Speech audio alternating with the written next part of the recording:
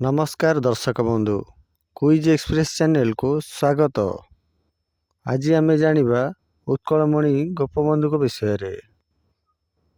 उत्कलमणि गोपबंधु दासंकर लेखा थिला, मिशु मोर देह ए देश माटी रे, देशवासी चली जातु पिठिरे, देशर स्वराज्य पथे जेते गाड़, पुरु तही पड़ी मोर मांस हाड़।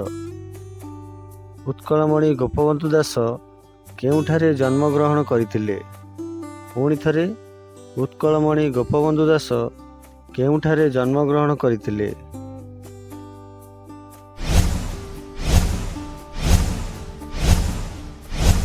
सांग माने एहार सठिक उत्तरटी हेउची पुरी जिला साखीगोपाल निकटस्थ सुआंड ग्राम रे उत्कलमणि गोपबंधु दास जन्मग्रहण करथिले। एबे देखिबा परवर्ती प्रश्न।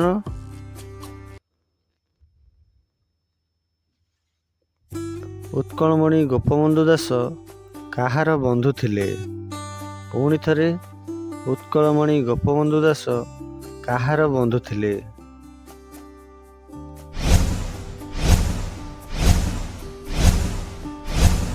सांग माने एहार सठिक उत्तरटी हेउची गरीब ओ असहाय। उत्कलमणि गोपबंधु दास गरीब ओ असहाय लोकंकर बंधु थिले। परवर्ती प्रश्न। उत्कलमणि गोपबंधु दास केते बयसरु विवाह करथिले ओ काहाको करथिले? उत्कलमणि गोपबंधु दास केते बयसरु विवाह करथिले ओ काहाको करथिले?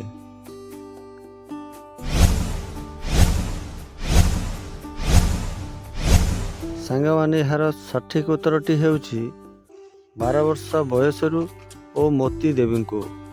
उत्कलमणि गोपबंधु दास 12 वर्षरु विवाह करथिले ओ मोती देवी को विवाह करथिले। परवर्ती प्रश्न। उत्कलमणि गोपबंधु दासंकर मातांग नाम कौन? पुणी थरे उत्कलमणि गोपबंधु दासंकर मातांग नाम कौन?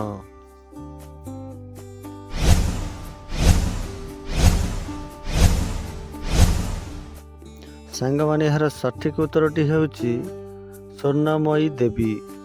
उत्कलमणि गोपबंधु दासंकर मातांकर नाम स्वर्णमयी देवी। परवर्ती प्रश्न।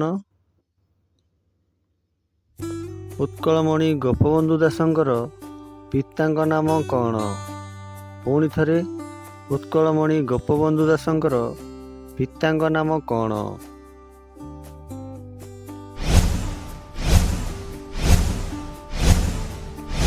सांग माने एहार सठिक उत्तरटी हेउची दैतारी दास।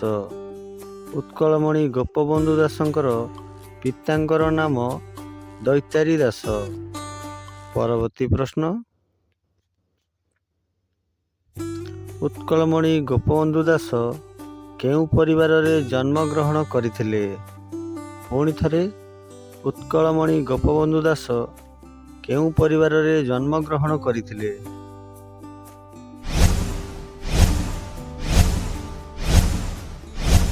सांग माने एहार सठिक उत्तरटी हेउची गरीब ओ ब्राह्मण परिवार रे। उत्कलमणि गोपबंधु दास गरीब ओ ब्राह्मण परिवार रे जन्मग्रहण करथिले। परवर्ती प्रश्न। उत्कलमणि गोपबंधु दास केउ मसीहा रे जन्मग्रहण करथिले? पुणी थरे उत्कलमणि गोपबंधु दास केउ मसीहा रे जन्मग्रहण करथिले?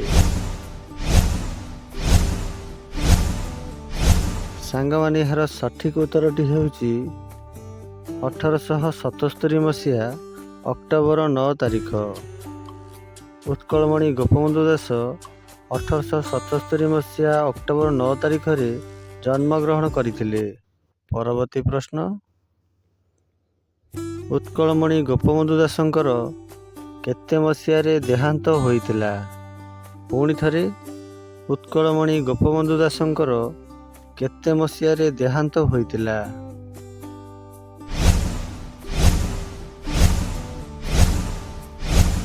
ସାଙ୍ଗମାନେ ଏହାର ସଠିକ୍ ଉତ୍ତରଟି ହେଉଛି 1928 ମସିହା। ଉତ୍କଳମଣି ଗୋପବନ୍ଧୁ ଦାସଙ୍କର 1928 ମସିହାରେ ଦେହାନ୍ତ ହୋଇଥିଲା। ପରବର୍ତ୍ତୀ ପ୍ରଶ୍ନ, ଉତ୍କଳମଣି ଗୋପବନ୍ଧୁ ଦାସଙ୍କ ମାଙ୍କ ଦେହାନ୍ତ ପରେ ତାଙ୍କର ଲାଳନ ପାଳନ କିଏ କରିଥିଲେ? ପୁଣି ଥରେ, ଉତ୍କଳମଣି ଗୋପବନ୍ଧୁ ଦାସଙ୍କ ମାଙ୍କ ଦେହାନ୍ତ ପରେ ତାଙ୍କର ଲାଳନ ପାଳନ କିଏ କରିଥିଲେ?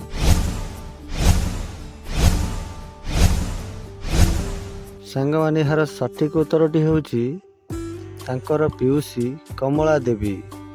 ଉତ୍କଳମଣି ଗୋପବନ୍ଧୁ ଦାସଙ୍କ ମାଙ୍କ ଦେହାନ୍ତ ପରେ ତାଙ୍କର ପିଉସୀ କମଳା ଦେବୀ ତାଙ୍କର ଲାଳନ ପାଳନ କରିଥିଲେ। ଧନ୍ୟବାଦ। ଭିଡ଼ିଓଟି ଭଲ ଲାଗିଲେ କମେଣ୍ଟ କରି ନିଶ୍ଚୟ ଜଣାଇବେ। ହଁ, ଚ୍ୟାନେଲକୁ ସବସ୍କ୍ରାଇବ୍ କରିବାକୁ ଜମାରୁ ବି ଭୁଲିବେନି। ରହୁଛି, ଦେଖା ହେବ ନେକ୍ସଟ ଭିଡ଼ିଓରେ। ଜୟ ଜଗନ୍ନାଥ।